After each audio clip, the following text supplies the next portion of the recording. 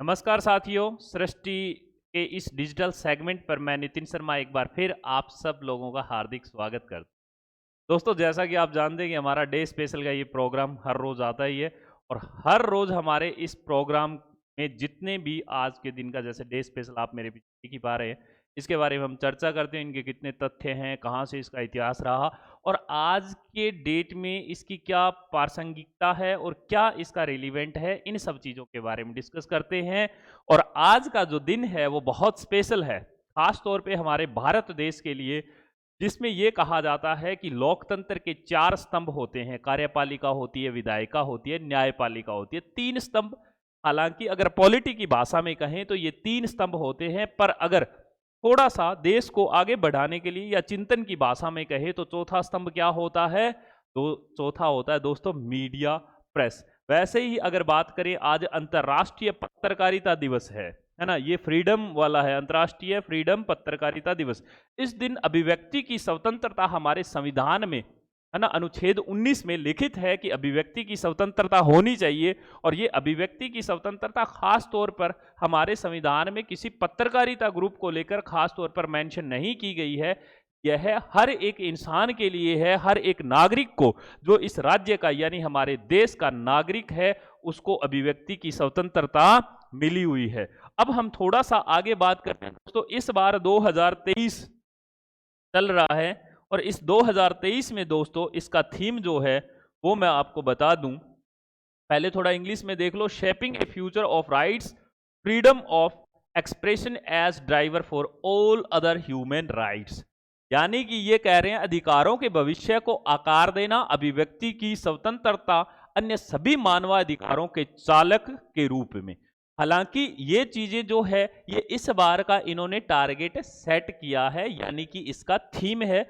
आपसे अगर पूछा जाए, मोटा माटी बात ये कह रहा है कि फ्यूचर के जितने भी अधिकार हैं उनको शेप देना है और बाकी कुछ नहीं है। हम हमारी अगली, ये देखो, ये वर्ल्ड प्रेस फ्रीडम डे है। इस तरह से आगे चलते हैं हम। अच्छा, एक चीज इसमें जो हमारे ये हाथ में हथकड़ियां लगाई हुई है, इसका अपना एक अलग वजूद है इस फोटो। आप कहोगे क्यों? क्योंकि इसमें स्वतंत्रता की बात की जा रही है। किसकी? पत्रकारिता की। आज तक जितने भी, अगर मैं आज के आंकड़े बताऊं, थोड़ा सा आगे चल के और खुल के बताऊंगा। देखो, भारत 161वें नंबर पे है 180 में से। दोस्तों सोच के देखो, यहाँ के पत्रकार और मीडिया कितना फ्रीडम में है, कितना स्वतंत्र। हम कहते हैं लोकतांत्रिक देश का मीडिया ऐसे है, लोकतांत्रिक देश का मीडिया होगा ऐसा, पर कितने ऐसे पत्रकार हैं जो बिल्कुल फ्रीडम होकर अपनी बात को दुरुस्त ढंग से रखते हैं। आगे चलकर मैं थोड़ा सा इस पे 2-1 मिनट का मैं आपको बताऊंगा। सबसे पहले इतिहास जानते हैं। इतिहास में देखो क्या है ना दोस्तों, हम बहुत ज्यादा नहीं घुमाएंगे। वर्ल्ड प्रेस फ्रीडम डे जो है वो 3 मई को मनाया जाता है, जैसा कि आज का दिन है। और इस दिन अभिव्यक्ति की कितनी स्वतंत्रता है इस बात के तौर पे मनाया जाता है। भारत जैसे लोकतांत्रिक देश में प्रेस की स्वतंत्रता एक मौलिक जरूरत है और मौलिक अधिकार भी है। दोस्तों ये बात आप अपने कानों में डाल लेना अच्छे से। आज हम एक ऐसी दुनिया में जी रहे हैं जहां अपनी दुनिया के बाहर निकलकर आसपास घटित होने वाली घटनाओं के बारे में जानने का अधिकार और वक्त जो है वो हमारे पास नहीं होता है। अब एक बात सोच के देखो दोस्तों, अगर आप किसी सड़क किनारे निकल रहे हैं और आप बाहर निकले और आपको पता चल रहा है कि एक महिला पर एक पुरुष के द्वारा खूब सारा उस पर टॉर्चर किया जा रहा है, उसे फिजिकली हार्म किया जा रहा है, असॉल्ट किया जा रहा है, वो जो महिला है उसको टॉर्चर किया जा रहा है। अब ये वो महिला है जो दबी हुई है, उसे नहीं पता कि अभिव्यक्ति की स्वतंत्रता संविधान में लिखित है कि नहीं, क्योंकि एक अनपढ़ महिला। पर क्या आप एक अच्छे देश के नागरिक होने के नाते उसके लिए आवाज उठाओगे? आपको बिल्कुल उठानी चाहिए। यही है 3 मई का। बस आज का जो औचित्य है, आज के दिन की जो कहते हैं ना कि आज के दिन की सबसे इंपॉर्टेंस जो है, मुख्य बात है, आप उनके लिए आवाज उठाओ। कितने ऐसे पत्रकार हमारे देश में हैं जो इस तरह का काम करते हैं और कितने ऐसे हैं जो एक राग में सुर मिलाकर चलते हैं, उन पे भी हम बात करेंगे। बस आगे बनते हैं, ठीक है। ये जो है मीडिया हमारे लिए एक खबर वाहक का काम करती है, जो कि हर सवेरे टेबल पर गर्मा गर्म खबरें परोसती है। टेबल का जमाना चला गया है दोस्तों। अब तो टेबल से थोड़ा सा ये है कि जब हम आंख खोलते हैं तो बिस्तरों में ही सारा काम हो जाता है और आप जो खबरें देखते हैं, मैं आपको एक बात बता दूं, आप खबरें देखते नहीं है, आपको खबरें दिखाई जाती है। एल्गोरिदम कुछ इस तरह से सेट किया जाता है, आपको लगता है कि आप किसी खबर को देख रहे हैं या सुन रहे हैं, आपके सामने उन तथ्यों को छुपा दिया जाता है। इसीलिए तो एक पूरे विश्व का एक ग्रुप बना हुआ है जो फ्रीडम मीडिया के नाम पे रैंक डिसाइड करता है, उसमें हमारा भारत देश 161वें नंबर पे चल, सोच के देखो, हमसे आगे तो पाकिस्तान अफगानिस्तान भी निकला हुआ है। और अभी हम जिक्र करेंगे कि लोकतांत्रिक देश की सबसे बड़ी व्यवस्था जो है वो मीडिया पे निर्भर करती है। आज अगर आप देखोगे तो आज का जो मीडिया है वो एक सुर और ताल अलग ही बजता हुआ नजर आएगा। कई बार तो आप ऐसे देखते हैं, मुझे नहीं कहना चाहिए पर बहुत बार ऐसे हैं जो 2000 के नोट में चिप डालकर और वो ये लोग कह देते हैं साहब कि वो जमीन में 200 फुट गाड़ दो, उसके बाद पता चल जाता है बाहर से सैटेलाइट पकड़ लेगा, और इस देश के सबसे बड़े पत्रकारों में नाम शुमार होता है। हालांकि मुझे इन मामलों में नहीं जाना है, पर फिर भी ये आज मीडिया और अभिव्यक्ति की स्वतंत्रता अगर है तो वो तो मुझे भी है, वो आपको भी है, तो मैं अपने विचार भी साथ साथ में साझा करता रहूंगा। हम थोड़ा सा और देखते हैं शुरुआत कहां से हुई। अंतर्राष्ट्रीय प्रेस स्वतंत्रता दिवस मनाने का जो निर्णय है वो 1991 में जो यूनेस्को और संयुक्त राष्ट्र, इसका एक जन सूचना विभाग था, उन्होंने मिलकर किया। किस किसने? एक तो यूनेस्को ने और दूसरा संयुक्त राष्ट्र जो है, उन्होंने दोनों ने मिलकर इसके लिए काम किया। मैं एक बार फिर दोस्तों आपके सामने ये चीजें रिपीट कर देता हूं। 1991 में यूनेस्को और इसके साथ साथ जो है संयुक्त राष्ट्र के जन सूचना विभाग ने, है ना, मैंने क्या कहा, जन सूचना विभाग, इन दोनों ने मिलकर काम किया और इस पर उन्होंने बातचीत शुरू की। इससे पहले एक अफ्रीका का देश है नामीबिया। देखो इस नामीबिया देश के बारे में जब बात आती है तो मुझे थोड़ा सा एक ये भी किस्सा आता है कि वहां पे आज भी फ्रांस और जर्मनी और जो गोरे चिट्टे लोग होते हैं उनके मूल वंशज निवास कर रहे हैं, और जहां के जो नामीबिया के जो वंशज हैं वो आज भी उनके गुलाम है, और इतने बुरी तरह से गुलाम है। और वो सिर्फ क्यों है?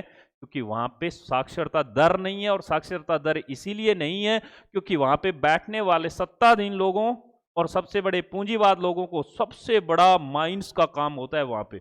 इतना वहां पे अगर देखें प्राकृतिक संपदाओं से भरा हुआ देश है नामीबिया, और सबसे कहते हैं ना कि सबसे जो अमीर आबादी है वो 3% लोग हैं, 97% जो अफ्रीकन मूल निवासी है नामीबिया के, वो गरीब जिंदगी जीते हैं। क्यों? कि वहां पे ना अभिव्यक्ति की स्वतंत्रता है, ना शिक्षा का अधिकार है, ना फंडामेंटल राइट है, ना राज्य के नीति निर्देशक तत्व है, कुछ नहीं है जो आप पॉलिटी पढ़ते हैं, कुछ नहीं है साहब। क्यों? क्योंकि उन्हें होगा, लिखित होगा, पर उनको दिखाया नहीं जाता, सिखाया नहीं जाता। सरकारें वो लोग सेट करते हैं। पूंजीवाद जहां पे आता है दोस्तों, वहां पे हमेशा खात्मा होता ही होता।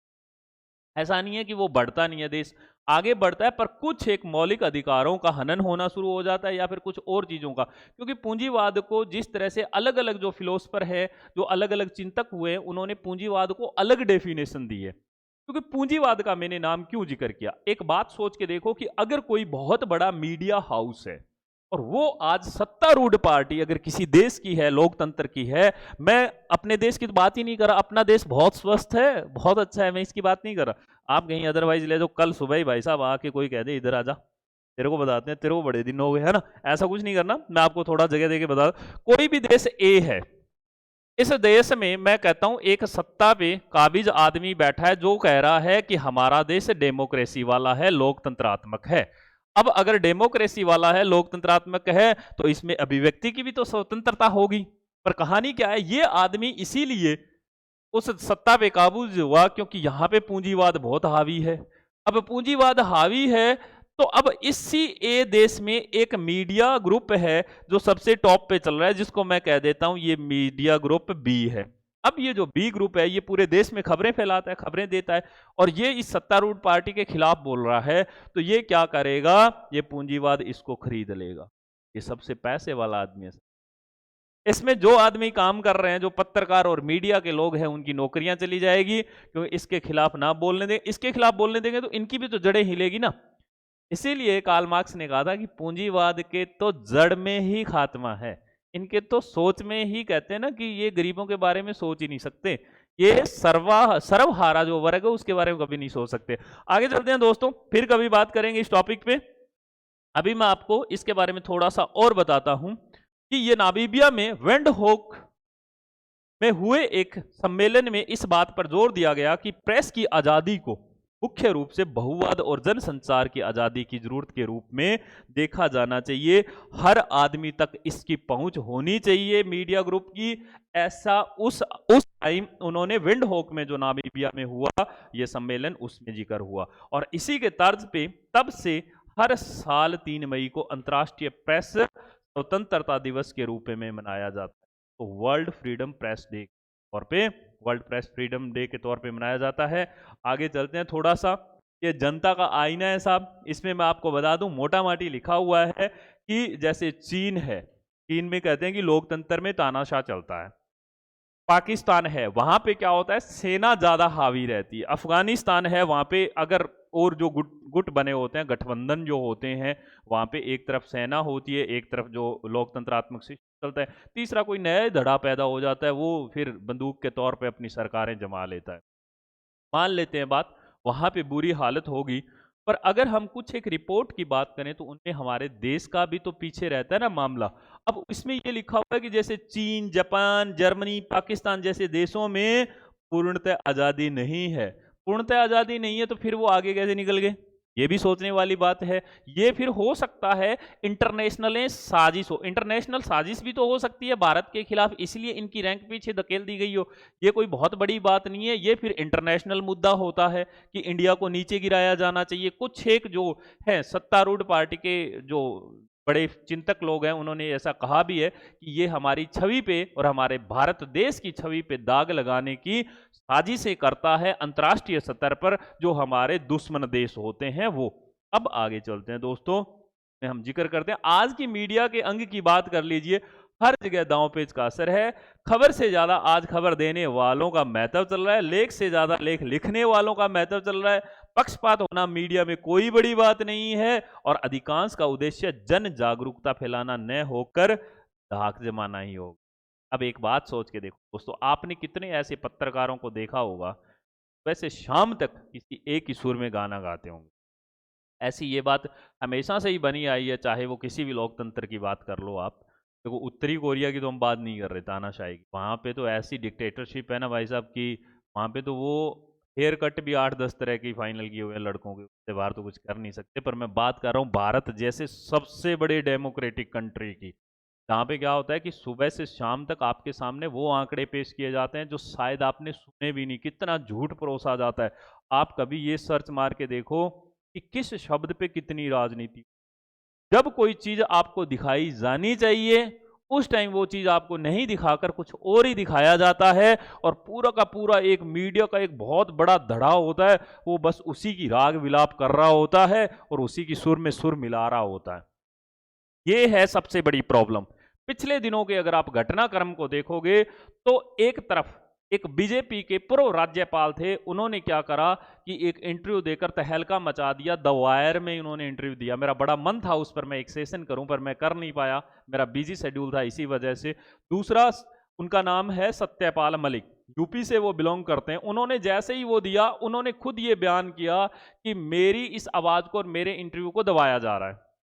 दूसरी तरफ इधर अतीक अहमद पे अटैक होता है और उसको हत्या कर दी जाती है। अतीक अहमद जब अपना मेडिकल रिपोर्ट करने के लिए जा रहे होते हैं, जैसे ही गाड़ी से उतरते हैं वैसे ही, दोस्तों हकीकत बता रहा हूं, अगले 7 दिन तक आपने भी देखा होगा, हमने भी देखा होगा। मैं इन चीजों की पुष्टि और प्रमाणित नहीं कर रहा हूं कि सत्यपाल मलिक जी ने क्या झूठ और क्या सच कहा है। मैं ये कह रहा हूं कि क्या जितनी अतीक अहमद की हत्या के बारे में 24 घंटे प्राइम टाइम चल रहे थे, उतना इंपॉर्टेंट सत्यपाल मलिक का इंटरव्यू नहीं था। क्या उसने जो आंकड़े पेश किए पुलवामा के हमले में, उसने इस बात पे साफ सवाल उठाए हैं पूर्व राज्यपाल जी ने कि साहब हमारे देश की जो रक्षा विभाग है उसकी ये बहुत बड़ी कमी रही है। अब सोच के देखो, मैं दोस्तों आपको एक विवेकशील आपको तर्क देने की कोशिश कर रहा हूं, मैं यही आपको समझाने की कोशिश कर रहा हूं कि मीडिया के हाथों में हथकड़ियां कैसे होती है। आजकल यूट्यूब का जमाना है, आजकल यूट्यूब का जमाना है। आप एक धड़ा ऐसा देखोगे जो सत्तारूढ़ पार्टी के कभी खिलाफ नहीं जाता। ऐसा नहीं आज ही हो रहा है, ये 2014 के बाद हो रहा है, नहीं, ये 2014 से पहले भी हुआ है, 4 से 14 तक भी हुआ है, 3 से 14 तक भी हुआ है, ये 92 के टाइम में भी हुआ है, ये 87 के टाइम में हुआ है, ये 78 के टाइम में हुआ है। ऐसा क्यों है? इसीलिए तो यहां पे हमने मेंशन किया ना, कहीं न कहीं अधिकांश लोगों का उद्देश्य ये नहीं है कि सब वो सही आंकड़े पेश करे, सही बातों को पहुंचाए। उनका काम है अपनी, जो कहते हैं ना साहब, चौधर जो होती है वो जमाना हो। देखो, मुझे इस बात पे एक रविंद्रनाथ टैगोर की एक पोइम लिखी हुई थी, मैं आपको दोस्तों वो बताता हूँ। पोइम मुझे याद आ रही है, जागे ये देश हमारा नाम से एक पोइम है, और बहुत ही प्यारी पोइम है, जब आप सुनोगे तो आपका दिल खुश हो जाएगा। रविंद्रनाथ टैगोर ने कहा था कि जहां मन में भय न हो कोई और ऊंचा हो भाल, जहां ज्ञान हो मुक्त, जहां संकीर्ण दीवारों में न बंटी हो दुनिया, जहां सत्य की गहराई से निकलते हो शब्द सभी, जहां दोष रहित सर्जन की चाह में अनथक उड़ती हो सभी बुझाएं, जहां रूढ़ियों के रेगिस्तान में खो न गई हो तर्क बुद्धि विवेक की स्वच्छ धारा, जहां लगातार खुले विचारों और कर्मों से मिलती हो मन को सही दिशा, ओ परमपिता स्वतंत्रता के उसी वर्ग में जागे ये देश हमारा, जागे ये। दोस्तों, बस यही दुआ करते हैं हम सब लोग, आप भी करना, आप यूथ हैं, अगर आप इस आज के टाइम में हैं और आज आप अभिव्यक्ति की स्वतंत्रता का ये लेक्चर देख रहे हैं, तो जागे ये देश हमारा, ये आप याद रखना अपने दिमाग में। ये देश कब जागेगा? जब हमारे मन में किसी तरह का किसी के प्रति भय न हो। आज हर एक, अगर अभिव्यक्ति वाले आदमी की बात करें तो कुछ एक प्रदेश ऐसे हैं जो एक जुबान शब्द से निकाल नहीं सकते, इतने डरे हुए लोग बैठे हैं। बहुत सारे ऐसे प्रदेश और देश हैं जहां पे ऐसा होता है। चाइना में अगर कोई आदमी बोलना चाहे तो नहीं बोल सकता, क्योंकि वहां पे जो भी न्यूज होती है वो सरकारी अधिकारियों और ऑफिसर्स के हाथों से या ऑफिसर्स के हाथों से निकल कर फिर बाहर प्रेस में जाती है, या डायरेक्ट नहीं। इतनी बड़ी बात है दोस्तों। आगे चलते हैं हम। कुछ लोग खुद को स्थापित करने के लिए मीडिया का रास्ता चुनते हैं, कुछ चंद पत्र पत्रिकाओं में लिखकर अपने समाज के प्रति दायित्व निभाते हैं। मोटा माटी ये बात कह रहा है कि हर समाज, हर वर्ग, हर कम्युनिटी, हर तबके से कोई न कोई इंसान आना चाहिए, वो हर तरह का लेख लिखे, आगे बढ़े, उसका समाज, उसका देश, उसका परिवार, उसका गांव, उसका देहात, उसका मोहल्ला, सभी तरह के आगे बढ़े, क्योंकि वो उन सब चीजों के बारे में हो। अब हम देखते हैं दोस्तों, भारत में प्रेस की स्थिति। मैंने आपको बता दिया, भारत एक विकासशील देशों में है जहां पे जातिवाद और संप्रदायवाद जैसे संकुचित विचारों के खिलाफ संघर्ष करने और गरीबी, सामाजिक बुराइयों के खिलाफ लड़ाई लड़ने में लोगों की सहायता करने में बहुत बड़ी भूमिका निभाता है। देखो, है संप्रदायवाद, है संप्रदाय तो आप समझते ही हैं। आज तक बहुत सारे राइट्स हुए हैं, बहुत सारे हो भी रहे हैं। आप अगर पिछले दिनों का एक सिस्टम देखोगे तो पंजाब में भी एक खालिस्तान मूवमेंट को लेकर बहुत बड़ा, एक अमृतपाल नाम से एक बहुत बड़ा मूवमेंट अपने आप में क्रिएट होने से बच गया था। पंजाब पुलिस और देश की रक्षा एजेंसियों को इसके बारे में खूब बधाई हो। पर कहानी ये है कि संप्रदायवाद है हमारे देश, झगड़े होते, मजहब जो बारे में लोगों में ऐसी हवा फैलाई जाती है कि आपको खतरा है। किसी एक आदमी को यह कह दिया जाता है कि तुझे उससे खतरा है, दूसरे को यह कह दिया जाता है कि उससे खतरा है। यही संप्रदायवाद है, यही जातिवाद है दोस्त, जहर है ये। इसके खिलाफ आवाज उठाने के लिए अभिव्यक्ति की स्वतंत्रता का सही उपयोग होना बेहद जरूरी है। आप और सब मिलकर इस समाज को इसी दिशा में आगे बढ़ाओगे तभी बढ़ पाएगा। आगे चलते हैं। अगर हम देखें कि खिलाफ लड़ाई लड़के सहायता करने की बहुत बड़ी जिम्मेदारी है, क्योंकि लोगों का एक बहुत बड़ा वर्ग पिछड़ा और अनभिज्ञ है। इसीलिए यह और भी जरूरी है कि आधुनिक विचार उन तक पहुंचाए जाएं और उनका पिछड़ापन दूर किया जाए, ताकि वो सजग भारत का हिस्सा बन सके। इस दृष्टि से मीडिया की बहुत बड़ी जिम्मेदारी बनती है। और मीडिया में कौन आते हैं दोस्तों? आज की अगर मैं बात करूं ना, सारे मीडिया में ही आते हैं आप, हम सब लोग।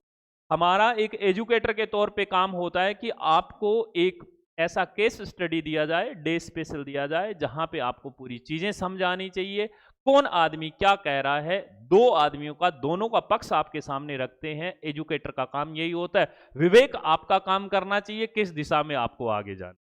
अगला देखते हैं दोस्तों, भारत के संदर्भ में मैंने अभी बताया आपको, भारत के संविधान में अनुच्छेद 19(1)(a) की बात करें, उसमें भाषण और अभिव्यक्ति की स्वतंत्रता का अधिकार है, लेकिन उसमें शब्द प्रेस का जिक्र नहीं है, जो मैंने स्टार्टिंग में बता दिया था। किंतु उपखंड 2 में, 2 के अंतर्गत इस अधिकार पर पाबंदियां लगाई गई है। जैसे क्या क्या पाबंदियां हैं? देखो, अगर भारत की प्रभुसत्ता या संप्रभुता, अखंडता, राष्ट्र की सुरक्षा और विदेशों के साथ मैत्री संबंधों, सार्वजनिक व्यवस्था, शालीनता, नैतिकता के संरक्षण, न्यायालय की अवमानना, बदनामी या अपराध के लिए उकसाने जैसे मामले में अभिव्यक्ति की स्वतंत्रताएं काम नहीं करती है।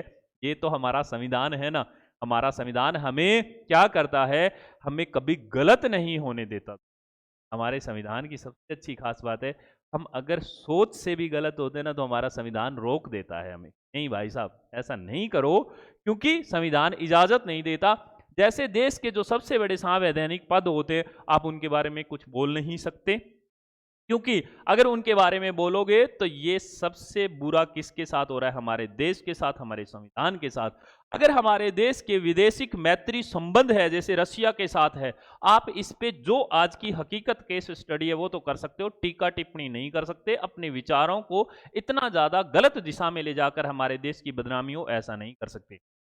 मोटी मुक्ति बात दोस्तों ये है कि आप उन किसी भी शब्दों का इस्तेमाल नहीं कर सकते जो शब्द कहते हैं कि हमारे देश के खिलाफ बोले जाए, खड़े हो जाए, ऐसा आप नहीं कर सकते। इसमें अगर हम बात करें तो आपने एक जेएनयू का मामला सुना होगा, कन्हैया कुमार का, और उसमें एक जो सत्तारूढ़ पार्टी थी उस टाइम, वो भाजपा थी और आज भी है, उन्होंने ये कहा था, सत्तारूढ़ पार्टी ने ये कहा था कि जेएनयू में नारे लगे गए थे कि तेरे टुकड़े होंगे, है ना, टुकड़ा टुकड़ा गैंग जिस, और वो 2 फरवरी का या पता नहीं 20 फरवरी का दिन था, जिसकी बरसी थी एक आतंकवादी की, उसी दिन के नाम पर।